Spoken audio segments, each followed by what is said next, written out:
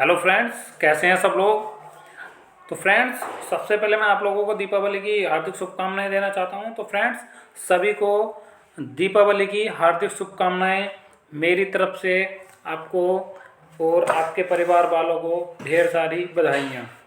तो फ्रेंड्स, ये हमने दीपावली की शुभकामनाएं दी हैं और सभी के लिए बहुत ही अच्छे से ये त्यौहार सभी लोग अच्छे तरीके से मनाएं। तो फ्रेंड्स, चलिए थोड़ा सा अपने टॉपिक भी देख लेते हैं। साइंस का क्या हमारा टॉपिक है। तो ये हमारा देखो, ये हमारा टॉपिक नंबर 4 आया है, भौतिक एवं रासायनिक परिवर्तन। तो इसके बारे में देखो हम क्या जानेंगे। तो सबसे पहले जानेंगे कि भौतिक परिवर्तन क्या होते हैं, रासायनिक क्या होते हैं और क्रिस्टलीकरण किसका किया जा सकता है। तो फ्रेंड्स देखो, मैंने ये एनसीईआरटी की पूरी बुक से पढ़ा रहा हूँ। ये नहीं कि एक से टॉपिक उठा लिया और ये करा कि हाँ भाई एनसीईआरटी का है या नहीं है। तो देखो, ये टोटल का टोटल मैं एनसीईआरटी का ही पढ़ा रहा हूँ। तो चलिए फ्रेंड्स, शुरू करते हैं। बकवास कुछ नहीं पढ़नी है, केवल काम काम की चीज़ें पढ़नी है। तो चलिए फ्रेंड्स, देखो बात आती है भौतिक परिवर्तन, है ना। भौतिक परिवर्तन के लिए टेबल देख लेते हैं। टेबल क्या कह रही है।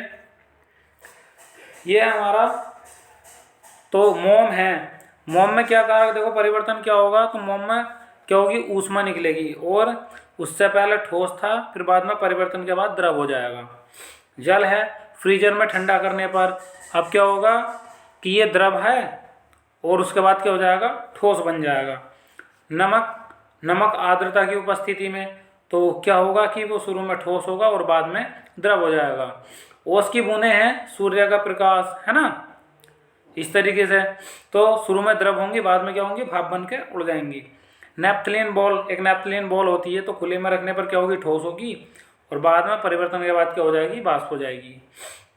फोटोक्रोमेटिक चश्मा, है ना, तो ये धूप में क्या होगा, रंगहीन होगा और परिवर्तन के बाद ऐसे ही हो जाएगा रंगीन, यानी कलर आ जाएंगे। आगे बढ़ते हैं।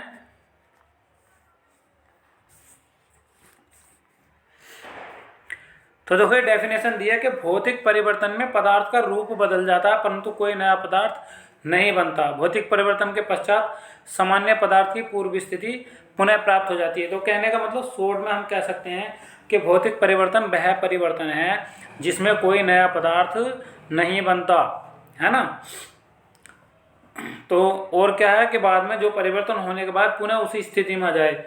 मान लो जल का बर्फ के रूप में बदलना, तो बर्फ से फिर बाद में जल भी तो बन जाएगा, भाप के रूप में बनेगा तो फिर भाप वापस जल बन जाएगा। तो ये कैसे होगा, सब भौतिक परिवर्तन हो गए। बात करते हैं रासायनिक परिवर्तन की। शॉर्ट में बता दूं कि वे परिवर्तन जिनमें पदार्थ की अवस्था को पुनः प्राप्त नहीं किया जा सकता, वो कैसे कहलाएंगे, रासायनिक परिवर्तन, है ना। कि वो वे परिवर्तन जिनमें परिवर्तन के पश्चात कोई नया पदार्थ बनता है, वो क्या कहलाते हैं, रासायनिक परिवर्तन। तो देखिए, इसके पढ़ते हैं थोड़ा सा क्या दिया है।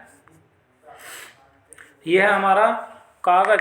कागज को अगर हम जलाएंगे तो पहले तो सफ़ेद होगा, फिर उसके बाद क्या हो जाएगा, काला हो जाएगा। चीनी है, चीनी को गर्म करने पर शुरू पहले सफ़ेद रहेगी, फिर क्या हो जाएगी, भूरे रंग की हो जाएगी। क्या भूरे रंग से फिर वापस आ सकती है, नहीं आ सकती। चूने का ताज़ा पानी, तो चूने के ताज़ा पानी में क्या करेंगे, अगर फूंक मारेंगे तो पहले तो रंगहीन था, मतलब कोई कलर नहीं था, उसके बाद जब फूंक मारने पे क्या हो जाएगा, दूधिया हो जाएगा। स्टार्च मंड, है ना, स्टार्च मंड, तो उसको आयोडीन विलयन में कहेंगे, पहले सफ़ेद रहेगा, उसके बाद में क्या हो जाएगा, नीला। हल्दी, हल्दी का साबुन से संपर्क होगा तो शुरू में पीली, फिर साबुन के बाद क्या हो जाएगी, लाल हो जाएगी। तो देखते हैं इसकी डेफिनेशन क्या है। देखो, ये क्या है, मैग्नीशियम को कोई टुकड़ा जलाया है, तो क्या करा इन्होंने, तो मैग्नीशियम को ऑक्सीजन की उपस्थिति में जला के क्या बनाया, मैग्नीशियम ऑक्साइड, ठीक है। तो और देखते हैं, देखो क्या दिया है इसमें।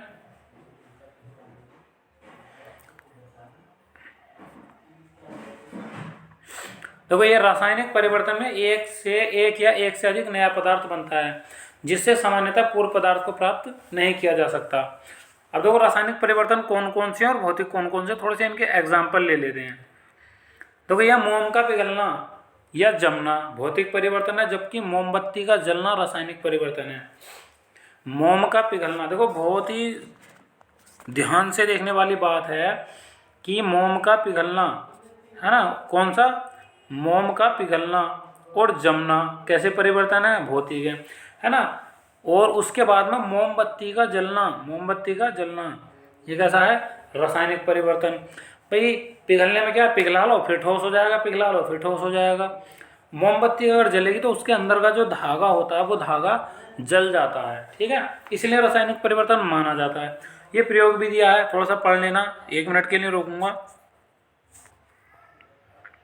देखो ये हमारे क्रियाकलाप वगैरह दिया, मोमबत्ती जला के देखिए इसमें क्या गई है, देखो ये जल, ये जो है मोमबत्ती जल गई है। नेक्स्ट देखते हैं, देखो इस क्रियाकलाप में आप मोम के ठोस, द्रव तथा गैस तीनों अवस्थाओं में परिवर्तन का अवलोकन कर सकते हैं। तो सबसे पहला आता है ठोस। ठोस यानी खड़ी मोमबत्ती, द्रव जलती लोग के नीचे कटोरी नुमा संरचना में, पिघली मोम है ना, और गैस बुझने के बाद बत्ती से निकलती मोम वाष्प यानी सफेद धुआं। देखो ये सब दे रखे हैं इसी में परिवर्तन में, है ना।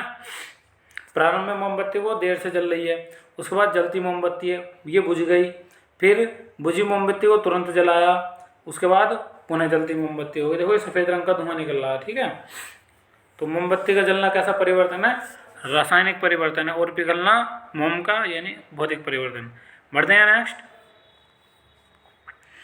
वास्तव में मोमबत्ती में मोम वाष्प ही जलती है, तभी तुरंत बुझी मोमबत्ती के निकट जलती तीली की लो ले जाने से लो को मोम वाष्प दूर से ही खींच लेती है। मोम वाष्प का जलना अर्थात मोमबत्ती का जलना एक रासायनिक परिवर्तन है, क्योंकि मोम वाष्प वायुमंडल की ऑक्सीजन से क्रिया करके नया पदार्थ बनाती है।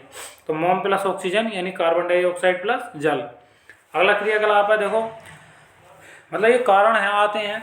ग्लूकोज का जल में घुलना भौतिक परिवर्तन है ना, फिर उसे गर्म करके वापस ग्लूकोज ला सकते हैं।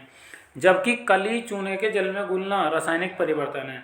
जो चूना होता है ना, बिना बुझा चूना, अगर हम उसे जल में घुलेंगे तो क्या होगा, वो बुलबुले देगा, कार्बन डाइऑक्साइड गैस निकलेगी। तो ये कैसा हो गया हमारा रासायनिक परिवर्तन, इन्होंने करके देखा है। फिलहाल ये लाइन पढ़नी थी हमें बस। नेक्स्ट चलते हैं। एक समीकरण है, ग्लूकोज प्लस जल यानी ग्लूकोज का सर्वस्व और ऊर्जा का शोषण हो जाएगा। जैसे कली यानी जो चूना है उसको जल में घोलेंगे तो चूने का पानी कैल्शियम हाइड्रोक्साइड और ऊर्जा का क्षेपण हो जाएगा। और कैल्शियम हाइड्रोक्साइड यानी जो चोक होता है ना, जिससे हम लिखते हैं चोक, है ना, खाने वो जो, तो वो कैल्शियम हाइड्रोक्साइड होता है, CaOH। इसका सूत्र क्या होता है, CaOH।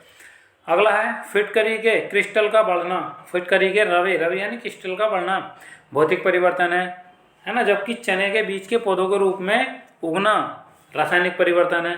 तो मोमबत्ती को क्या करेंगे, पिघला लेंगे, पिघला के फिर वो क्रिस्टल बन जाएगी। उसके बाद अगर चने का बीज एक बार जमाया तो जमने के बाद वो पौधा बनेगा, ठीक है, वापिस चना नहीं बनेगा। पहले तो पौधा ही बनेगा, यानी रासायनिक परिवर्तन होगा या फिर एक से ज़्यादा होंगे। पढ़ते हैं नेक्स्ट। जल से भरे डिब्बे पर ठंडा पानी डालना भौतिक परिवर्तन है ना। जल से भरे डिब्बे पर ठंडा पानी डालना भौतिक परिवर्तन है, जबकि सोडियम पर ठंडे पानी से क्रिया करना रासायनिक परिवर्तन है। क्या हो जाएगा, देखो अगर गर्म से जल से भरना है तो उस पर ठंडा पानी डालोगे तो कोई उन्हें भाप बन के उड़ जाएगा, फिर वापस आ जाएगा। जबकि सोडियम पर ठंडे पानी से क्रिया, जब सोडियम पर पानी डालेंगे, एक कारण आता है कि सोडियम को कैरोसिन में डुबोकर क्यों रखा जाता है, क्योंकि कैरोसिन जो है हवा के संपर्क में आके क्रिया करने लगता है और वो जलने लगता है। तो इसलिए सोडियम पर जब पानी डालेंगे तो क्या होगा, वो जलने लगेगा, धुआं निकलने लगेगा, आग लग जाएगी, है ना, थोड़ी गैस भी बनेगी। तो इस तरीके से जो सोडियम के टुकड़े पर ठंडे पानी की क्रिया में क्या है, ये रासायनिक परिवर्तन है। बढ़ते हैं नेक्स्ट। देखो सोडियम है, सोडियम पे हमने जल डाला है तो सोडियम हाइड्रोक्साइड बनेगा और हाइड्रोजन गैस निकलेगी, ठीक है। नेक्स्ट बढ़ते हैं। देखो कुछ और जानते हैं। गंदे जूते पर जब हम पॉलिश लगाकर थोड़ा सुखाकर ब्रश से रगड़ देते हैं तो पॉलिश की मोम के कारण उसकी सतह यानी चिकनी हो जाती है और वह चमकने लगता है। जब तुम वापस स्कूल से घर जाते हो तो जूते पर रास्ते भर की धूल, मिट्टी, पानी आदि के कारण जूते की सतह असमान खुदरी हो जाती है और वह पुनः बदरंग हो जाता है। अतः जूते पर पॉलिश से चमकाना एक भौतिक परिवर्तन है। कहने का मतलब जूते पर पॉलिश करवाना या चमकाना भौतिक परिवर्तन है। इसी प्रकार अधिकांश तो बरसात के समय रात्रि में जुगनू को चमकना रासायनिक परिवर्तन है ना। कैसा परिवर्तन, देखो मोस्ट इंपोर्टेंट है, ये आने वाला है, अंडरलाइन कर लो इसको। तो बरसात के समय जुगनू का चमकना रासायनिक परिवर्तन है।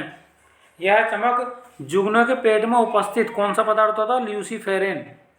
ल्यूसीफेरेन नाम का एक पदार्थ होता है जिसके कारण वो जुगनू चमकता है। मैग्नीशियम आयन एवं ऑक्सीजन की परस्पर रासायनिक क्रिया से उत्पन्न होते हैं। ल्यूसीफेरेन यानी मैग्नीशियम की और ऑक्सीजन की, है ना। ये ल्यूसीफेरेन पदार्थ होता है जो कि जुगनू को चमकने में सहायता करता है। तो ये कैसा परिवर्तन है? रासायनिक परिवर्तन है। नेक्स्ट बढ़ते हैं। लोहे एवं गंधे के चूर्ण का मिश्रण बनाना भौतिक परिवर्तन है एवं मिश्रण को गर्म करना रासायनिक परिवर्तन। ठीक है, लोहे और गंधक के चूर्ण का मिश्रण बनाना भौतिक परिवर्तन। गंधक घुलने की नहीं है, तो घुलने का मतलब नहीं है। लोहे और गंधक के चूर्ण का मिश्रण बना लो, आसानी से आ जाएगा, ये भौतिक परिवर्तन है। और मिश्रण को गर्म करना रासायनिक परिवर्तन होगा, क्योंकि वहां पर गैस निकलेगी। और कौन सी गैस निकलेगी हम बता देंगे आगे। तो लोहे और गंधक के चूर्ण को मिला लो, मिलाने के बाद जो लोहे के चूर्ण को तो चुंबक से चिपका लो, बाकी गंधक का बच जाएगा। तो ये कैसा हो जाएगा? चूर्ण का मिश्रण भौतिक, और गर्म करना कैसा हो जाएगा? रासायनिक। देखो गर्म करने पे क्या होता है, लोहा और गंधक को मिलाया, है ना, तो क्या बनेगा? आयरन सल्फाइड बनेगा काले रंग का, है ना। क्या बनेगा? आयरन सल्फाइड बनेगा। नेक्स्ट चलते हैं। चीनी का जल में बना शरबत मीठा होता है, जबकि चीनी जलने पर कड़वी हो जाती है। तो कहने का मतलब चीनी से शरबत बनाना भौतिक परिवर्तन, और चीनी को जलाना रासायनिक परिवर्तन हो जाएगा। ठीक है, देखो बात करते हैं। तो चीनी के शरबत से बाष्पन से हमें पुनः चीनी प्राप्त कर लेते हैं, किंतु चीनी को जलाने से कौन सा पदार्थ मिलेगा भी हमें? चीनी को जलाने से प्राप्त पदार्थ यानी कैरेमल, है ना। कैरेमल को ठंडा करने पर पुनः चीनी प्राप्त नहीं कर सकते। चीनी को गर्म करने पर रासायनिक क्रिया होती है, एक नया पदार्थ बनता है जो चीनी से भिन्न होता है। कैरेमल का, है ना, कैरेमल का जलीय विलयन स्वाद में कैसा होता है? कड़वा। कैरेमल का जलीय विलयन स्वाद में कड़वा होता है। कैमरेल से पुनः चीनी प्राप्त नहीं किया जा सकता। ठीक है, तो अतः चीनी का जल में घोल से प्राप्त शरबत भौतिक परिवर्तन है। चीनी से कैरेमल बनना रासायनिक परिवर्तन। दूसरा है गर्म लोहे का लाल होना भौतिक परिवर्तन है, जबकि लोहे में जंग लगना रासायनिक परिवर्तन है। बहुत बार आता है। और जंग लगने पर क्या होता है? लोहे का भार बढ़ता है, ये भी बात ध्यान रखनी है। लोहे का भार क्या होता है? जंग लगने पर बढ़ता है। बढ़ते हैं नेक्स्ट। भौतिक तथा रासायनिक परिवर्तनों में अंतर, यानी भौतिक परिवर्तन की बात करते हैं। वह पदार्थ जिसमें परिवर्तन के पश्चात पदार्थ को पूर्व अवस्था में प्राप्त किया जा सके, है ना। रासायनिक में क्या होता है कि वह परिवर्तन जिसमें परिवर्तन के पश्चात पदार्थ को पुनः पूर्व अवस्था में आसानी से प्राप्त न किया जा सके।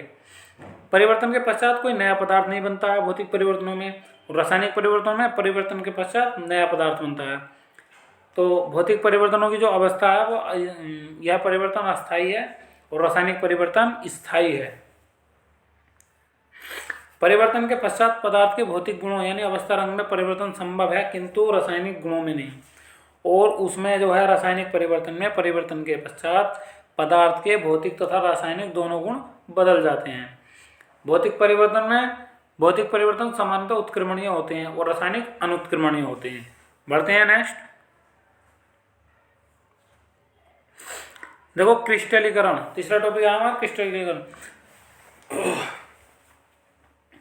देखो किसी पदार्थ के, ये क्या हमारा, किसी पदार्थ के शुद्ध, क्या हमारा, किसी पदार्थ के शुद्ध व बड़े माप के क्रिस्टल उसके विलयन से प्राप्त किए जाते हैं।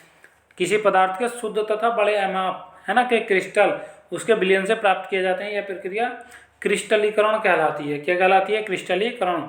कॉपर सल्फेट से उदाहरण के लिए लिख सकते हैं कि कॉपर सल्फेट्स के क्रिस्टल प्राप्त करना।